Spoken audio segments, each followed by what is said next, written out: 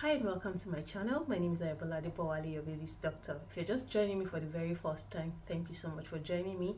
This is the place where I talk about children's health and well-being, and I give reliable information about your child's health and well-being.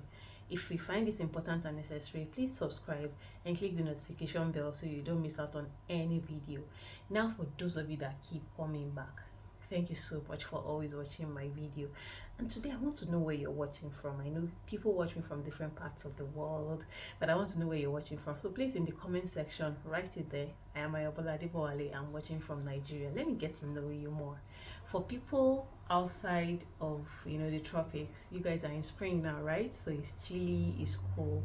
So this video may not relate with you, although you will need it later, but at the moment it's not for you. But for those of us that are living in the tropics, it's very hot now. This is what we call the dry season, and I hope you guys are staying hydrated because it is very, very important this period. And I hope you're hydrating your children too. I'm not talking about soda and juice, I'm talking about real water. Your children have to take water to replace what they are losing. But this video today is about heat rash, which is a very big problem during this period. I know a lot of parents are experiencing it. If you're experiencing it, please let us share your experience with us in the comment section below. Now, heat rash occurs when the sweat ducts are blocked, and it's very common when the weather is very hot and humid, and that is what we're experiencing at the moment. The weather is very, very hot. So when the sweat ducts are blocked, these rashes form. They are itchy and they can sting. They are very uncomfortable. So when the child has it, the child is cranky, always scratching, and then of course the parents are also cranky. And I understand this very well because I actually went through this about a week ago, which is what prompted me to actually make this video.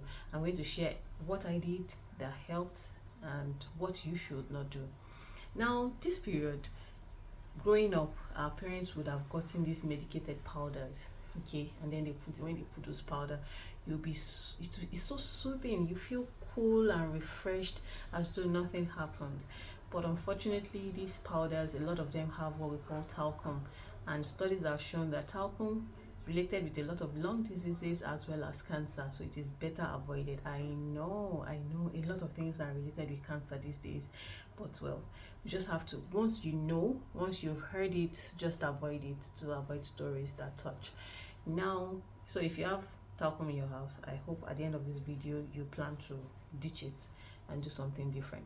So what are the things you can do to prevent heat rash from? Let's start from prevention. To prevent it from happening, one, you have to dress your children lightly. So it's not the time to overwrap children, especially neonates. Neonates are the ones that suffer the most from overwrapping because everybody wants to keep them warm.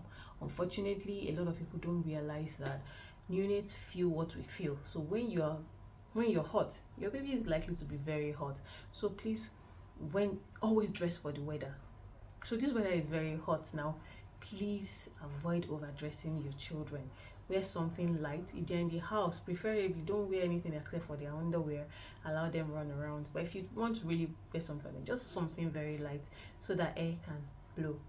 Also, if you can afford air conditioning, awesome. We need it very, very, very much. So now we need that now. And of course you can get a fan, although fans are blowing very hot air as well, but fan will also help at least to keep the room aerated. You should also give your children frequent cool baths because this will also help to cool the body temperature and allow free flow of fluids.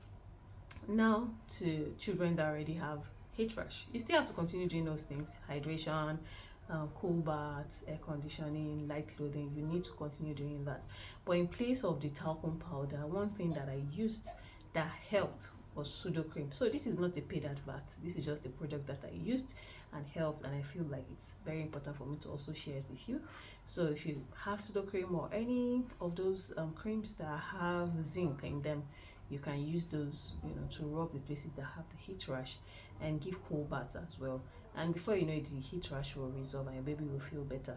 So if you have a child that has heat rash, in summary, give cool baths, make sure they are well hydrated, light clothing, ensure that the room is well aerated or air conditioned if you can afford it, and then of course you can apply pseudo cream to help your baby.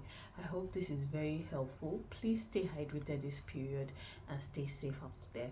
My name is Advert, your baby's doctor. If this video has been helpful, give it a thumbs up, share it to everywhere, to your WhatsApp groups and everything. Let people know that talcum is dangerous and there are alternatives to that.